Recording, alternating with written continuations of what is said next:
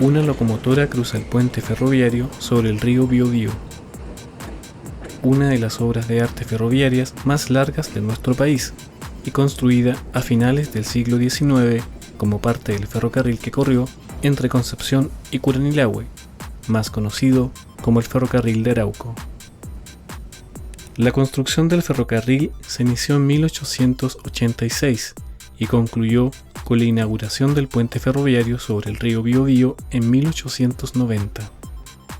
Su construcción contempló diferentes etapas: Concepción-San Pedro, San Pedro-Coronel, Coronel-Lota, Lota-Laraquete, Laraquete-Carampangue y Carampangue-Curanilahue. Hasta mediados del siglo XX, el ferrocarril fue propiedad de las distintas compañías carboníferas tanto de Lota como de Curanilahue. Habían dos trenes que se cruzaban en Laraquete. Se cruzaban en Laraquete porque era más o menos la mitad del trayecto que había en los 93 kilómetros que hay de Concepción a Curanilahue.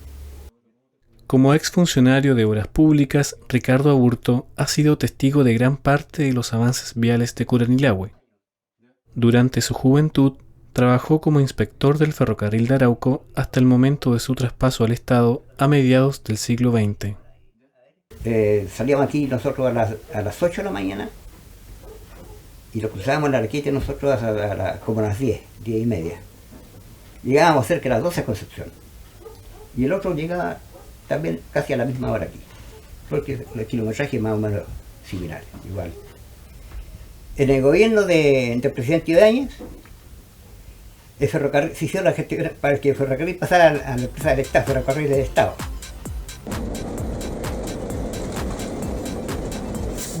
Si juntáramos los 12 túneles tendríamos 2.200 metros en total de túneles en este ramal, a Curanilahue. Este ramal era particular hasta los años 50 y tenía su propia estación terminal en Concepción, la llamada estación Chepo. Bueno, lógicamente después del traspaso esa se suprimió.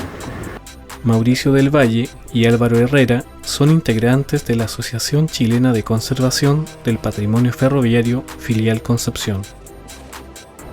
Con el fin de rescatar el legado ferroviario de la región del Biobío, editan El Autocarril, una publicación trimestral de distribución gratuita que debe su nombre al medio de transporte que utilizan en otra de las actividades de la organización, los viajes de reconocimiento. En 1994 realizaron uno de los últimos viajes entre Concepción y Curanilahue. Más otros que hicimos aquí, hicimos alrededor de 5 viajes hacia ese ramal, de gran interés por la belleza de su paisaje costero, los 12 túneles que tiene y las características de los túneles, el largo de algunos de ellos y los mellizos, que son dos cortitos que están uno al lado del otro, y la figura de las rocas de animales, con las figuras de animales de las rocas en algunos sectores del litoral. Pues eso fue lo que nos llamó la atención, y la pasada sobre todo por la cordillera de Nahuelbuta, con sus copihue, helechos, internados plenamente, prácticamente en una selva, y con vistas hacia el río en algunos puntos específicos del camino bastante espectaculares. Eso es lo que nos llamó la atención. Y además que en ese entonces todavía quedaba parte de la estación de Coronel, que era altamente atractiva por su construcción y por el año de su construcción también, del siglo XIX. Todos esos aspectos son llamativos y nos llevó a hacer esa serie de viajes hacia el ramal.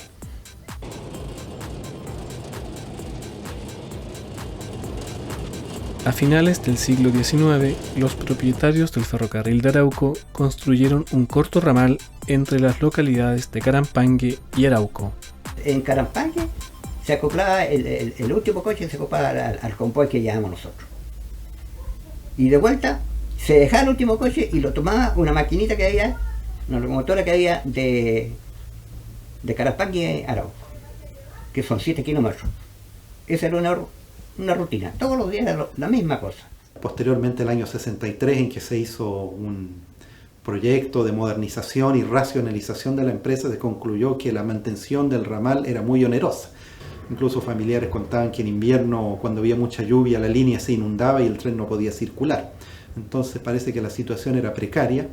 Para el movimiento de carga y pasajeros la inversión era muy alta y con gran resistencia de los habitantes se levantó la línea, prácticamente entre gallos y medianoche. Estaba ahí, en ese tiempo, don Ernesto Pito Lagarrigue, del ministro de Obras Públicas, en el gobierno de Jorge Razón siempre. Y en ese tiempo Fermín Fierro, que era alcalde de Curailagua, le apostaba porque era medio amigo del ministro, que el ministro le decía que en tanto tiempo, en tanto plazo, él tenía faltados caminos. Que apostaron, no sé qué apostaron esa vez, no recuerdo. Parece que fue un descuido, esperaron hasta que llegara la noche de Año Nuevo, en que los vecinos, que montaban guardia para evitar que las cuadrillas levantaran la vía, se fueron a celebrar el Año Nuevo, a darse los abrazos, y en esas pocas horas se levantó la vía. Eso sí que, tras mucho discutir, el gobierno se comprometió a hacer camino pavimentado, que no existía hasta ese entonces.